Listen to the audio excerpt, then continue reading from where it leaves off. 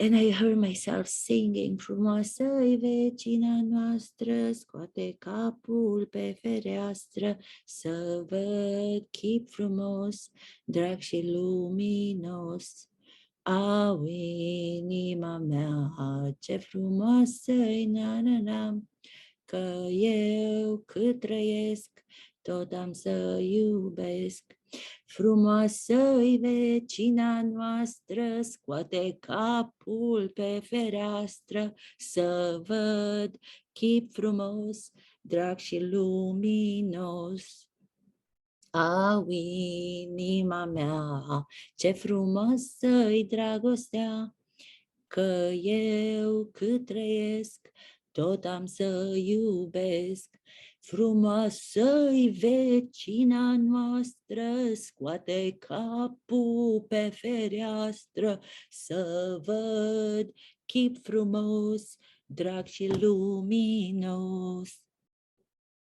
So I kept doing it and I kept doing it. And the more I did it, the more courage I got. I was singing it louder. The louder I got, the worse it was. It was so crazy. Craft of acting became known as the art of experiencing because it has to do with people living real feelings on stage as actors, portraying the characters. So they're not pretending to feel feelings. I'm here, watch me. Am I good enough to be in your presence? Am I entertaining you? Action. I'm going into the scene. But as soon as you know that there's an action being called and a stage session being started, when the moderator says, okay, now we're ready, I think hearing that shifts your mindset, and it takes you out of being real and human like you were before the session or the action was given, and you go to a different set of mind where you start to act, where acting is supposed to be about not acting. Acting is supposed to be about being. So I said, I don't want to be distracted by the fact that she's going to come up and she's going to tell me when to start. I'm going to imagine that this bath is the moment before. The moment before is always the moment that you have to come up with for yourself as an actor, for yourself, for the character, as personal to you, as a private moment that is going to bring you into the scene. As people, we come from somewhere. As people, we just don't appear on page 1 in our lives. We don't just appear on page 5 in our lives without having lived moments before. So thank God that I was thinking, in order for me not to be so nervous and not to have that, I'm going to have to act now because people are coming in, I started to actually get ready to take the bath as people were walking in to watch the session. It wasn't like I could hide and cover myself with water. It was, and at the same time, hearing the people coming up the stairs of the actor studio, I could hear the sounds. People are talking. You know how it is when you go to see something, people talk amongst them. But then as soon as they opened the door and they saw me, that I was already in the scene, I already started. I wasn't just waiting for them to come up. There was this quiet shift. Oh my God, what am I putting them through? Here I am. My body is not the same way that it was when I was in my 20s. There's some things moving around that shouldn't be moving around, and there's some things that are not moving around that should be moving around. That's the best way that I can describe it without going too much into details. And to calm my mind and to calm myself and to not hear them come in, because that was going to change my behavior and I was going to probably just stop doing the private moment. This song came into my mind. It's a Romanian song, Frumoasă-i vecina noastră. I'm not a singer. I have the worst voice. For those of us who don't have a singing voice, we tend to sing very softly, because we don't want to let out that we don't have a voice. So we're like, vicina nostra, squateca pulpe ferastra, keep from. So we do it that way because we don't want to let the audience know that we don't have a voice. But I gave myself the permission to be wrong in the way that I sang it.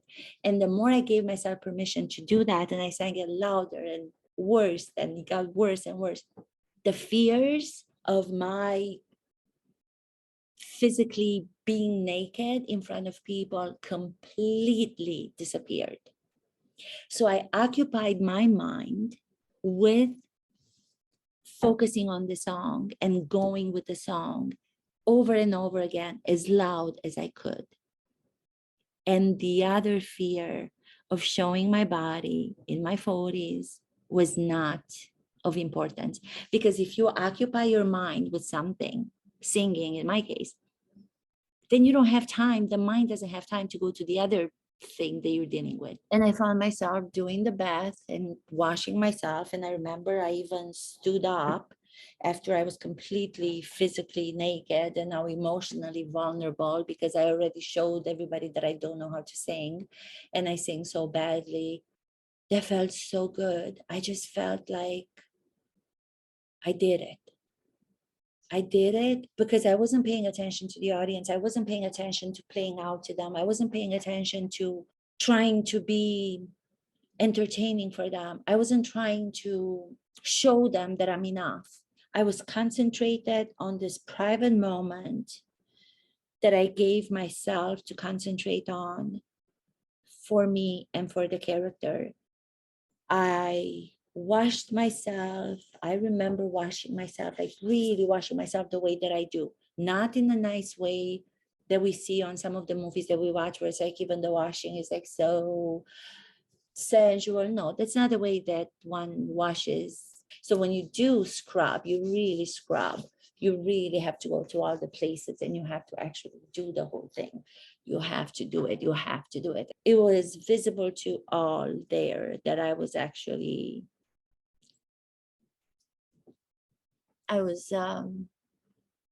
another element that's of such importance, a towel, this traditional embroidered towel from my grandmother's house that I had brought when I was there on my last vacation from New York.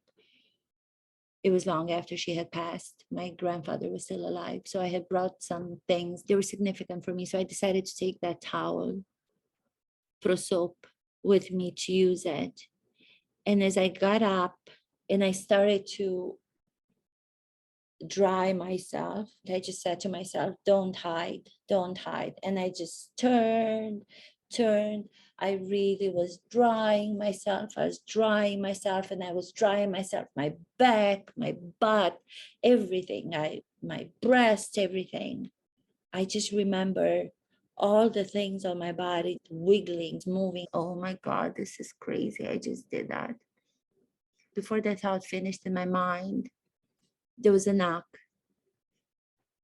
Smirnov, the guy who played Smirnov, was knocking on the door. Madame Popova, and Luca came on, and they both saw me. And they were shocked because, like I said, I didn't tell them that I was going to do that private moment. When they came in, everybody started laughing. So the comedy, they started laughing because I was hurrying now. I was trying to hide, and all I had to hide was this towel. And I was trying to hide behind it, but it was very narrow and long. And I was still trying to hide my parts of the body that I was trying to not let them see. As I was doing that, the audience was able to see me. So the audience was seeing the parts that I was trying to hide from them as they were coming on stage. And the funny thing is that the play is a comedy. And I would have never found out that comedic moment if we were just to begin the play in the way that it was written. If you're working to make something funny as an actor, oh, I'm going to be funny, it's going to turn out to be completely the opposite. It's going to be horrible. We realized we had found the physical comedy in this beginning moment of the play without even thinking about, let's find out how to be funny. People laugh. I know. Yeah. Okay. That was my private moment that had to do with the character, but it had to do also with what I needed to do for myself to overcome fear of showing myself in that way. And it involved singing a song as loud as I could, overcoming the fear of singing. It involved, see, I went, I catch myself. It's okay if I do it once and then I catch myself. It involved surprising the other actors by telling them, come on after 5 minutes after I'm on, or whatever the time was. And it involved concentrating on something that was so specific, which for me was the singing the song and going with the song, to take me away from the mind telling me you're giving yourself away, you're showing your nakedness, and people are going to be disgusted by it, or they're going to feel like something's wrong with you that you're doing that at your age.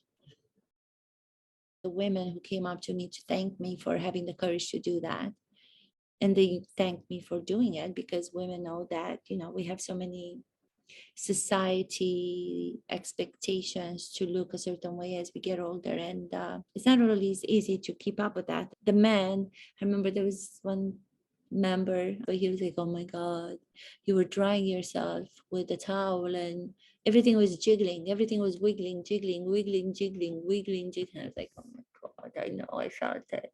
The same way that I described how the personal childhood and memories and my grandmother and taking a bath was being brought to the character, informed who the character was, and it gave people who watched a personal understanding of who Elena was, because I brought my personal to it. I brought my personal story to it. So no, it's actually this year. They're celebrating it this year because it's 1947 to 2022. So it's already 75 years. Am I correct? Yeah. I wanted to do this episode to celebrate 75 years of the Actor Studio and 100 years of Stanislavsky and his system in the 1920s. I hope my sharing of my experiences can inspire you. But I am so grateful that I'm able to do this. I have to do it. I can't shut up. If I shut up, then I'm going to drive my family crazy, and they're not so much into my interest. This is such a reveal, but also relief for me. Please share this video if you like it. Go to my Facebook, Mihaela M. Mihud, and go to my YouTube channel and subscribe. That would be so helpful as I'm trying to, like I said, revive it and produce more content about experiences from Romania and America. Have a wonderful week. Thank you. Kisses.